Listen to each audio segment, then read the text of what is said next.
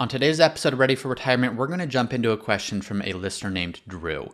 Drew is burned out at work. He's been a good saver, he's been a good investor, and he's asked himself the question, at what point can I scale back from this really stressful job to do something that I enjoy because I know I've put enough money into investments to take me to where I ultimately want to go? All that's coming up next on today's episode of Ready for Retirement, and let's jump right into Drew's question. Drew says the following. Hi James, I recently stumbled upon your content, and I am very impressed. You're a young guy, but you have a way of gaining near-instant credibility through your honest, candid, clearly well-thought-out approach. I recommend you to all my like-minded friends, and by like-minded, I mean folks who know the key to a rich life is from a balance of purpose, means, relationship, and experiences. My question for you is this. Can I let off the gas on my retirement savings and start to shift from a savings mindset to a you've earned it, now go cautiously enjoy it mindset? A little bit about me. I'm 42, I'm married, I'm the debt-free father of two. My net worth is $2.2 million, $1.2 million is in retirement accounts, $700,000 is in real estate, and $300,000 is in cash liquid capital. Of that $700,000, this is a combination of a paid-for house and an investment property. My kids' future college is covered, and my wife loves her job, but I am burned out after 20 years in corporate sales. My wife has historically made $40,000 per year, and she just got a new job in her field making $74,000. I have averaged $115,000 per year annually, and I've maxed out my 401k and Roth IRA. Our investment property nets $30,000, and current annual expenses are $46,000. Knowing I can't touch retirement savings without penalty before age 59 and a half, do you think I can seek meaningful, if not leisurely, employment at the cost of reducing annual retirement contributions until I can access them after age 59 and a half or 62 when I plan on turning on Social Security? Thank you, Drew. Well, Drew, thank you for your question and thank you for the kind words about the podcast, and thank you, of course, for sharing it with friends as well. I like this question because as a financial planner, I see how easy it is to fall into one of two mindsets. The first mindset is you make money and you spend it. Now, this is because of one of two things. Number one, you just don't have a lot of income. Every dollar you earn is going to the necessities, and so you're living paycheck to paycheck. But you can also have that same thing even with high levels of income. And really that comes from our inability to delay gratification. See this all the time with people who are making higher and higher amounts of income, but as their income increases, so too does their consumption, so too does their spending, and regardless of how much income they're making, they still, believe it or not, are living paycheck to paycheck. So that's the first mindset that people fall into, is that paycheck to paycheck living. Sometimes by necessity, sometimes because it simply is a mindset. The second mindset is to save everything. Now, if you were raised during the Great Depression, or maybe you have parents that were raised during the Great Depression, my guess is you are very familiar with this mindset of when you don't know where your next meal is going to come from. When you don't know what the future holds, your natural inclination is to, for lack of a better word, hoard everything. What does that look like financially? Well, it looks like you save a lot of your paycheck. You invest a lot of your paycheck. You keep your expenses and your expenditures as low as possible, even as you have sufficient income to enjoy a little bit more, to lay back a little bit more. So this survival mindset, and a lot of times you can trace it back to being raised in the Great Depression or having parents that were raised in the Great Depression and you just adopting their habits. It's this survival mindset. And even once that survival is no longer an issue, even when you know you're going to be okay because you have money in the bank, you have investments, you have protection against maybe being out of a job for a long period of time, that mindset never really goes away. And that mindset is the opposite of that spending mindset, the opposite of that paycheck to paycheck type mentality, because even regardless of how high your portfolio grows, of how your income even grows, you don't allow yourself to spend. You just save and save and save. And you hear these stories, these people that never really earned a whole lot of money over the course of their lifetime, and they pass away and they leave millions of dollars to a library or to family or to some charity. And while on the one hand that's celebrated, as it should be, hey, that's great. You really lived below your means. You invested and saved well. You left a great legacy for those behind you. On the other side, you really want to question, is that who I want to be? Do I want to be the person that sacrifices the experiences, the things that this money could do for me, my friends, my family, for charity today, all for the sake of passing with more money than I know what to do with? Now, between those two mindsets, there is a better way. And that better way is, how do we spend intentionally today as well as save intentionally for the future? And as we start to think about this, this is really exactly what Drew is asking. Of look, I've prioritized savings. I don't know all about Drew, but I can tell he's 42. He's got a net worth over $2 million. He has a good income, but it's not as if he has an income that will allow him to save tons and tons of money every year. He and his wife have done a good job of prioritizing savings. They're debt-free. They've raised a couple of children.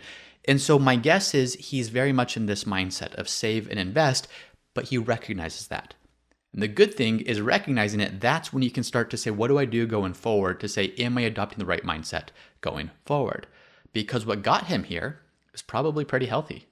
What got him here is that mindset that prioritized savings and investing and paying down debt. That's good up to a point. And it sounds like Drew might be at that point and he's now wondering, do I continue living like that? Or can I use this financial resource or use these financial resources I've built for myself to not have to work such a stressful job, to not have to worry about maxing out 401ks and Roth IRAs, to maybe enjoy time with family or enjoy other things that I can't quite enjoy as much when I'm in this high stress job. So here's what you need to do. Whether you're Drew in this position or you're just thinking through your own situation, there's two things. You need to look at what you need to live on today and what you need to live on in the future. Let me explain what I mean by that. So look at today. Today, Drew said he needs $46,000 per year to live on. Now, I don't know if that's $46,000 per year in addition to the income that's coming in from his rental property. I'm just going to assume their expenses are $46,000 per year, though, for the family. Debt's paid off, so there's no mortgages, so it sounds like that money allows them to live free and clear and do what they want to do. You're also going to want to look at that number for retirement. Now, that might be the same number. It's certainly going to be adjusted for inflation, but it might not be. In fact, for most people, it's probably a different number. Meaning if $46,000 per year today is good, that covers everything, is it going to be the same number for the future? Now, for Drew and his wife, the kids are going to be grown. So how much of that $46,000 per year is spent on kids? Well, that's something that doesn't necessarily have to be part of their retirement budget. For a lot of you listening, maybe you do still have a mortgage, and in the future, that mortgage is going to be gone. So that's an expense you would back out of your budget. For Drew and his wife, they've paid off their mortgage, so that's not necessarily going to be an expense that's gone. Or maybe there's more travel in the future, other expenses that you have to add back in. But really, you need to look at today and how much income do you need to do everything that you want to do, and then look at the future and how much income at that point will you need to do everything that you want to do. Let's now walk through this using Drew and his wife as an example, and we'll walk through it in a way that you can apply the same thinking towards your plan. Start with today. Well, today is simple. How much do you need to live comfortably? And I should say it's simple, but you do have to go through a budgeting exercise to see what do we spend? Where does our money go? How much do we need coming in to be able to live the life we want to live? Drew's already given this number to me. He said that number is $46,000. Well, what you then needed to determine is how much income do I need just to meet that $46,000. Don't think about saving for the future. Don't think about sending kids to college. Don't think about any of that stuff yet. Just think about how much income do I need coming in to live on the amount I need to live comfortably today. So $46,000 for Drew. Well, what if Drew and his wife just earned $55,000 per year? I'm just using this as a starting point. I already know that his wife alone is making more than this. He said she recently received an income bump to $74,000. So they're already higher. But what we're trying to work towards is we know Drew's wife enjoys her job, and it sounds like she wants to continue doing it. Drew does not enjoy his job. It's burned him out, it's stressful, and he wants to do something else that's more meaningful or enjoyable to him. So let's just start with $55,000 per year, which is my number, not theirs. Well, after taxes, how much are they actually keeping on that? Assuming they're not saving anything. Well, they'll have payroll taxes, so 7.65% of every dollar, that's going to pay payroll taxes, which goes to fund Social Security and Medicare. And that comes out to $4,208. So call it $4,200. And that comes out to $4,208, 7.65% of $55,000. Now we need to know how much are they going to pay in federal taxes. Well, if they're bringing home $55,000, or if their gross income is $55,000, I'm going to assume they take the standard deduction, which for 2024, if you're married, filing jointly, is $29,200. What that means is $55,000 is their income, deduct $29,200, and there's no taxes on that, and then what's left over, which is $25,800, that's what is taxed. And of that $25,800, if you look at tax tables, $23,200 is taxed at 10%, and the remaining $2,600 is taxed at 12%. So it's a progressive tax system. The first amount, so their standard deduction, tax at 0%. The next amount, $23,200 for 2024, that's taxed at 10%. Then amounts above that are taxed at 12%. If their income was to continue to increase, so too would those tax rates. But when you look at their blended taxes, at least at the federal level, they're paying $2,632 in federal income tax. Now, I don't know what state they're in. There may also be state income taxes, but because I don't know that, I'm going to assume they're in just a tax-free state, just to make this analysis really easy. So if we add up their payroll taxes, $4,208, plus their federal income taxes of $2,632, then their total tax bill is $6,840. If they make $55,000 gross and they pay $6,840 in taxes, they take home $48,160. So why did I go through that exercise? If Drew's wife is already making more than that, and Drew's also making even more, but we know he's trying to take a step back and find a different position. Well, I did that because I kind of wanted to work backwards into what's the income amount needed just to survive today, just to pay the bills today. And what we see is if they have a combined salary of $55,000, after taxes, that's right around $48,000. Drew told us his expenses are $46,000. So as we look at it, that's part one of, do you have enough income coming in to meet your needs today?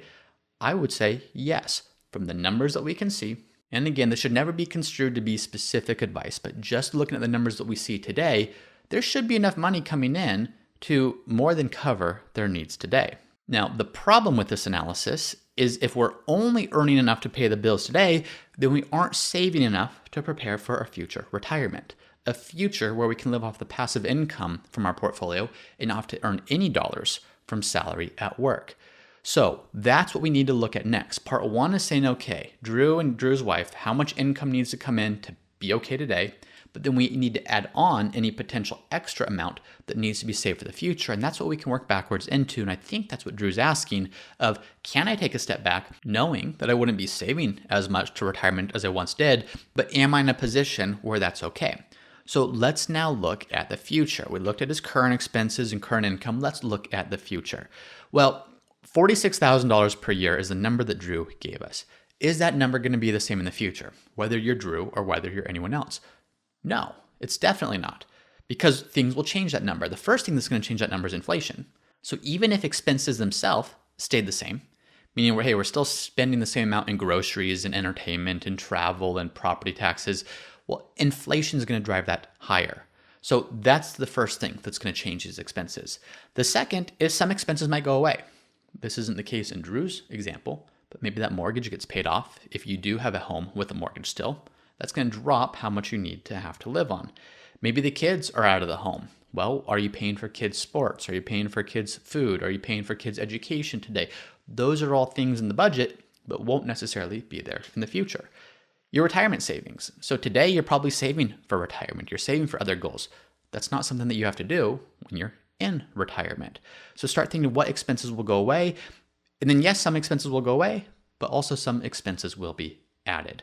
This could be travel. This could be health insurance. This could be, hey, you know what? We want to save to our grandkids college funds. We have new hobbies that we want to pick up. So as you start to look at the future, it's never going to be a perfect science, but to what degree can you start to understand what new expenses will I need to plan for and what existing expenses will go away? For Drew's example, let's assume that no expenses go away and no new expenses are added. Let's just keep it super simple. Well, we still do need to look at inflation. So $46,000 per year today is what Drew and his wife can live on. What about in the future? What does that number look like? Well, it depends on how much longer they continue working. If we assume 3% per year inflation, and we assume that for 10 years, well, $46,000 per year today, to maintain that same purchasing power, they would need closer to $62,000. So lifestyle hasn't changed. The things they're still buying the same number of eggs each week at the grocery store. They're still putting the same amount of gas in their car. They're still taking the same trips, but all those things got more expensive.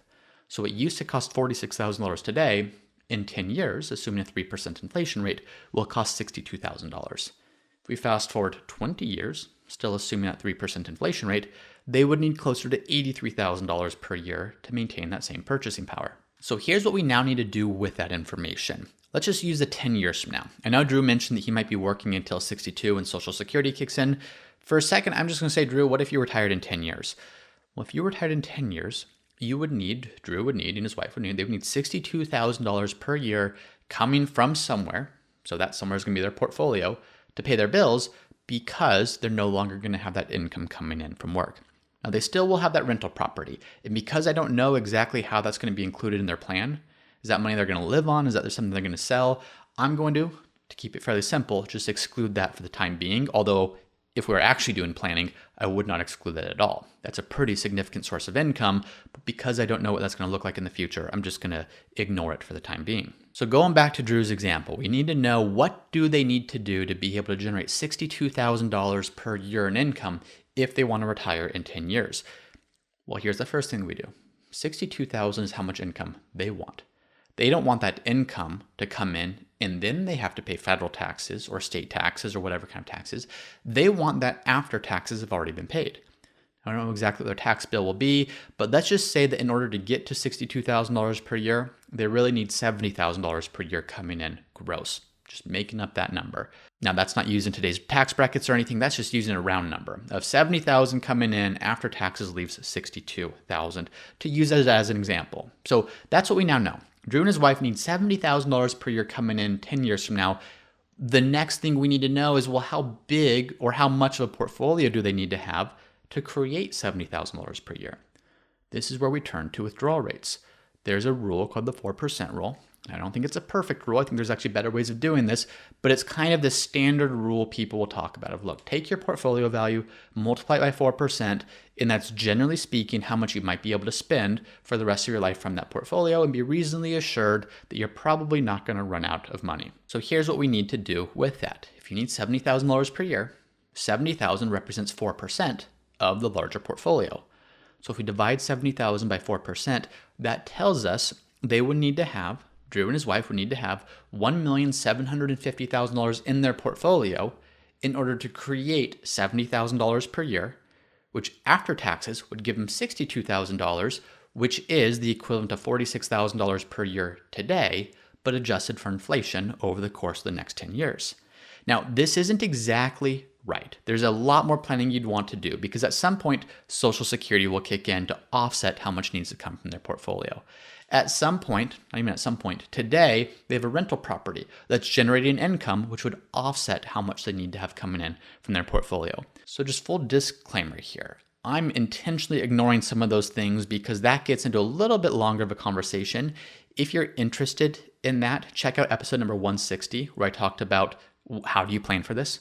That episode's called Avoid This Major Pitfall of Standard Withdrawal Strategies, where I talk about how do you invest your portfolio or how do you understand how much you can actually spend if when you first retire, Social Security hasn't kicked in, so you have to take out a bigger amount of your portfolio, versus once Social Security does kick in, well, you don't have to take quite as much out of your portfolio. How do you account for that when you're looking at these standard withdrawal rates? So go and listen to that episode if you're curious, but just for today's episode, I'm going to keep this super simple and say that $70,000 per year needs to come from their portfolio for the entirety of their retirement. With that now in mind, let's go back to Drew's question. He said, do you think I can seek meaningful, if not leisurely employment at the cost of reducing annual retirement contributions until I can access them after age 59 and a half?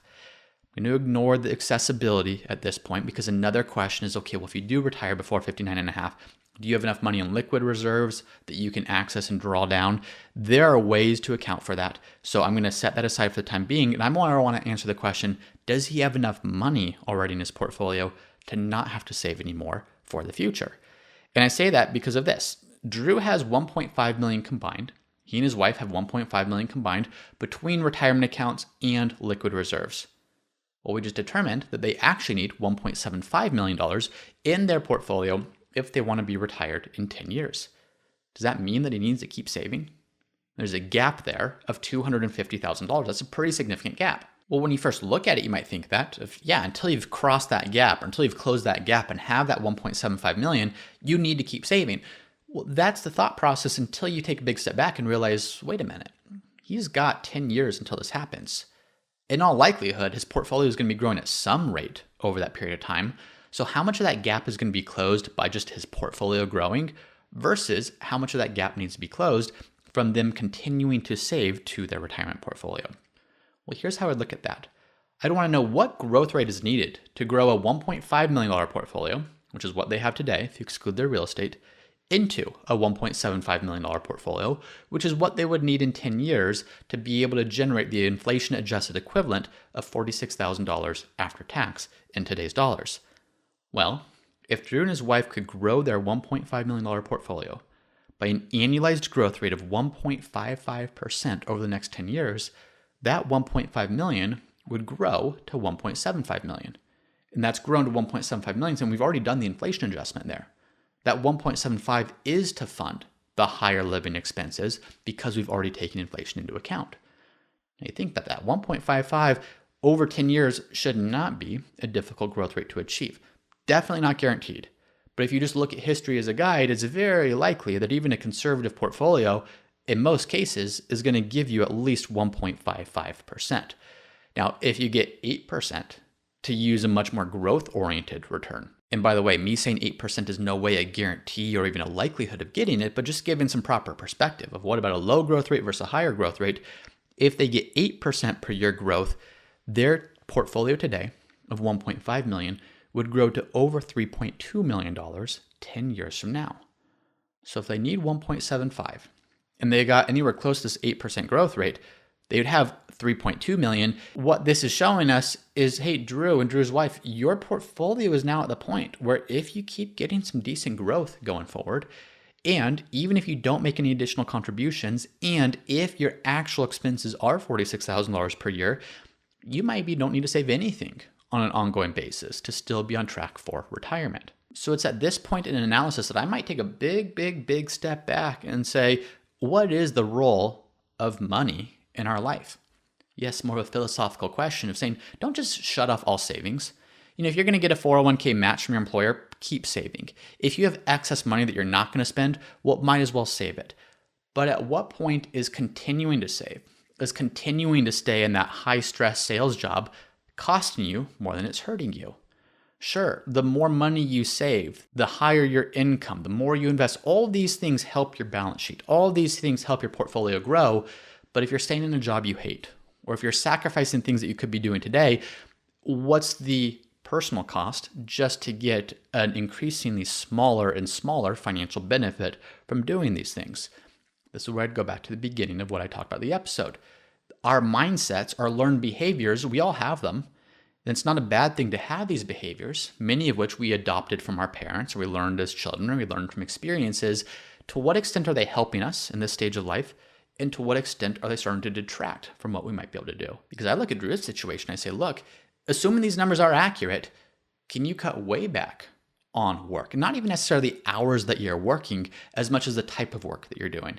Can you focus on getting some job that you really do enjoy, or at least is meaningful or purposeful to you?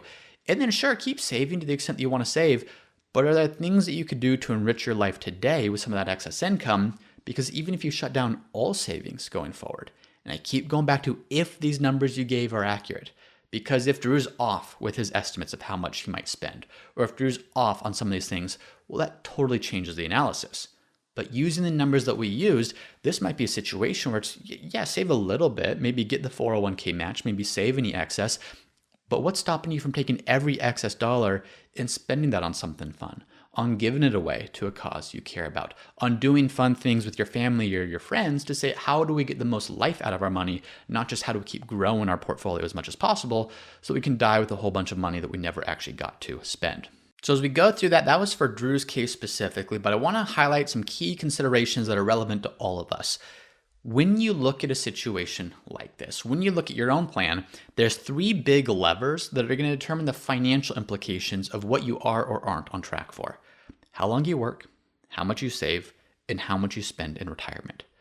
For example, as Drew's looking at this, if I was going through a process with Drew, I would say, Drew, what's more important to you? And I would try to phrase it better, but would you rather retire early or would you rather spend a whole lot more in retirement?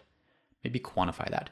Hey, Drew, if it was the option of working 8 more years and continuing with your current spending, I'm just making these examples up, but Drew, you could either work 8 more years and be totally good to keep spending this $46,000 per year adjusted for inflation, or you could work 15 more years and you could add 50% to what you're currently spending. Which resonates more with you and why? Start thinking about that. Now, how do you play out these trade-offs? What is the priority? Is it more money to do more things? Or is it less work to have more freedom? Work's not a bad thing. Work's a great thing. And I think that's sometimes a message that gets lost as I'm going through these episodes is I think work is incredible. And I think there's a ton of benefits to work. I think we're created to be creative and to work and to be productive at many things. That being said, there is a boundary that gets crossed where we start doing work or we continue doing work that detracts from our health, that detracts from our relationships, that detracts from the things that we could be doing to live a more full, a more enriching life. But finding that balance is important, especially when you're in a position like Drew and his wife, who are in the spot where financially, if they just let their portfolio keep growing, they maybe don't need to save anything else to cover their future needs. So they can fully look at their current employment, their current savings, their current income, and say, what can we do with this to enrich the quality of our lives and our family's life? So that's one thing. Or what if you save less and work longer? What if you save more and retire earlier? These are all just the types of levers, the big three that I would talk about, that can determine how do you start to shape how you live in the future, but also how you live today. Financial planning is not just save everything for retirement and hope that at that point things are good. It's prepare for the future, but also live well today. And then be honest with yourself. I think this is a consideration for everyone. For many people, it's easy to justify really poor spending and saving habits. They'll just tell themselves, and they're lying to themselves, but they'll say, oh, it's okay. I'm going to spend all this paycheck, but as soon as I get a raise, I'm going to start saving then. You know, when I get that bonus, that's what I'm going to use to fund my 401k. You know what? Now is the time to live it up. I'm young. I'm healthy. I'm going to start saving for the future later. Now, there is a degree of truth in that, of yes, you want to enjoy where you are to the extent that you can, but you also have to understand there's a very real trade-off for that. And that mindset, if you fall on the trap of fully owning that mindset, no amount of income is going to dig you out of it. That's just going to be something that stays with you. And you're going to wake up one day wondering why you don't have enough money to retire. And so what you'll start to find is that mindset is really just procrastination against being able to make the tough decisions to delayed gratification. And like I said before, some people, their income is very low and there's not much they could do. It's not a spending problem, it's an income problem. If you have a very low income, in your rent or your mortgage or your necessities are a high percentage of that income, the mindset maybe isn't so much the issue of your overspending, the income is the issue. And how do we focus on driving up our income as opposed to trying to decrease expenses? Now for others, it's easy to justify the opposite. It's easy to justify another year of work. It's easy to justify putting off the vacation or time with family or things that cost today because you're trying to prepare for the future. You tell yourself, hey, this is all going to pay off. I'm just going to keep saving. I'm going to keep growing. I'm going to keep working. I'm going to keep investing because that's buying me freedom in the future. And again, there's a kernel of truth in that. But the reality is the real issue might be you don't know who you are or what you even want to do for fun. For so many of us, we get lost in work, and it's okay, work and deadlines and projects and raise a family and buy a home and do grocery shopping and all these things that just take over. And that creativity, that play, that sense of who we really are, which again starts to get to a much more philosophical level, we start to lose it. We start to squash that flame and it just becomes going through the motions, saving, preparing, telling ourselves, lying to ourselves that the future will be better, the future will be easier because we'll have the finances to enjoy it. But the real hard work, like I said, is more understanding who are you and what do you actually want to do. There's a saying that I'll quote quite a bit on this. It says, the hard part isn't doing what we want, it's knowing what we want. And that's a quote by Naval Ravikant of how do we know what we want? We need to know ourselves. And the best way to distract ourselves from having to do the difficult work of knowing who we are is just saying, I'm just going to work another year. I'm just going to keep saving. I'm just going to keep growing, lying to ourselves that that's going to put us in a position of freedom. And to an extent that it does. But on the other hand, more money, if you don't know what you want to do with it and don't know how to enjoy it, isn't necessarily going to lead to more freedom. So as we start to wrap up for today, Drew, really want to thank you for that question. Because on the one hand, it is a financial question. How much income do you need today and how much income do you need in the future? Combine those two to work backwards into understanding what does your income need to look like today and how do you split that between current consumption and future savings. At a much deeper level, though, this becomes a very philosophical thing. It becomes a what do you want your life to look like and how can you design the life? How can you architect the life that you want to build, not just in the future when you're 65 and Social Security kicks in, but also today. How do we take the holistic view that looks at everything to work backwards into saying, what am I doing with my money today? What am I doing with my income today? What am I doing with my choices today to make sure I'm optimizing that both for the future and for today? So thank you to all of you who are tuning in, for all of you who are listening. Like Drew, if you have friends that you think would benefit from this, if you have family members or coworkers that you think this would be a good message for them to hear, or this would be a good podcast for them to tune into to make sure they're best preparing for their retirement years, we'd appreciate if you'd share this podcast. Now, if you're watching on YouTube, make sure that you subscribe, make sure that you like. If you're listening on podcasts, make sure that you leave a review if you're enjoying the podcast. And as always, I appreciate you listening, and I'll see you next time. Once again, I'm James Knoll, founder of Root Financial. And if you're interested in seeing how we help our clients at Root Financial get the most out of life with their money, be sure to visit us at www.rootfinancialpartners.com.